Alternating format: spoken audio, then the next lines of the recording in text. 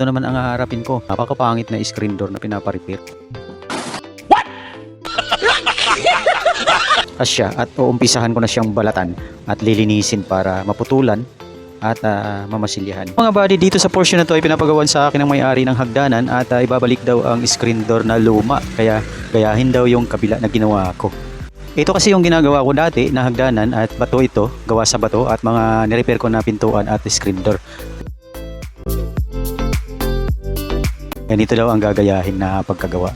Yan, dito na ako sa likod at hanap ako agad ng mga kahoy para magawang hagdanan. Hindi na ako napatumpik-tumpik, pinutol ko na kaagad at inayos ko na doon kung makititingnan ko kung okay ba yung ginawa kong pagputol. Ayan, ipinipix ko na yung mga steps. Ngayon, lagari na naman ako uli para sa mga steps niya para mamaya ay ikakabit ko na lang. Ayan, hinanda ko na rin ang mga gamit at nilagay ko na doon sa aking pagtatrabahuan.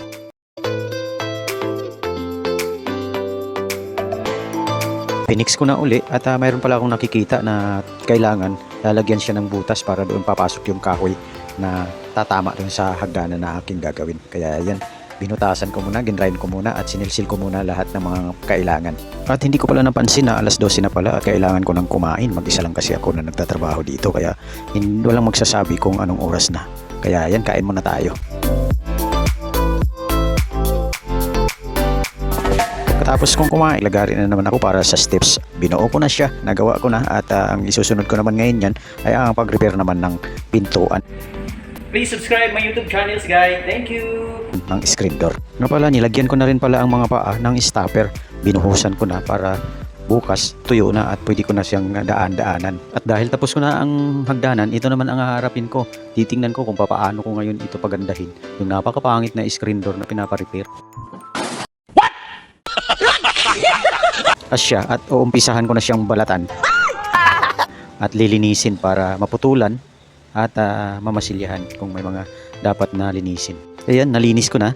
Puputulan ko naman siya ngayon, putol sa taas at putol sa side kasi niliitan ko yung hamba dahil inaayos ko, dinagdagan ko ng tibay kasi talagang ubos na siya sa anay.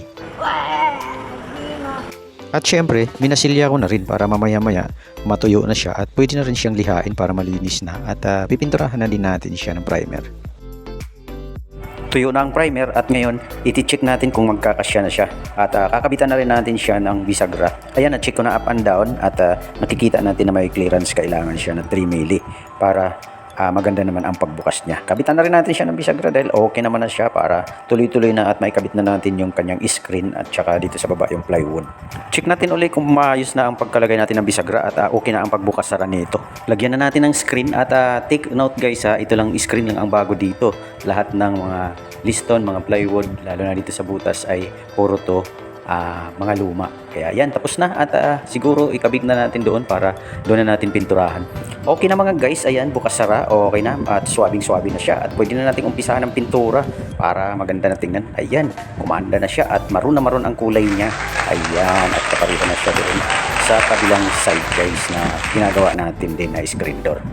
Ayan, pati hagdanan naman mamaya ay isali na rin natin sa pagpipintura para pare-pareho na sila lahat. Ayan, naging maroon na sila lahat. Tapos na ang ating pagpipintura, pagre-repair at naikabit na lahat at okay na siguro guys.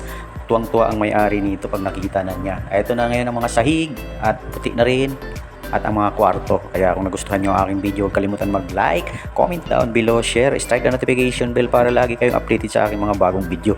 At kung hindi ka pa nakapag-subscribe sa aking YouTube channel, subscribe na!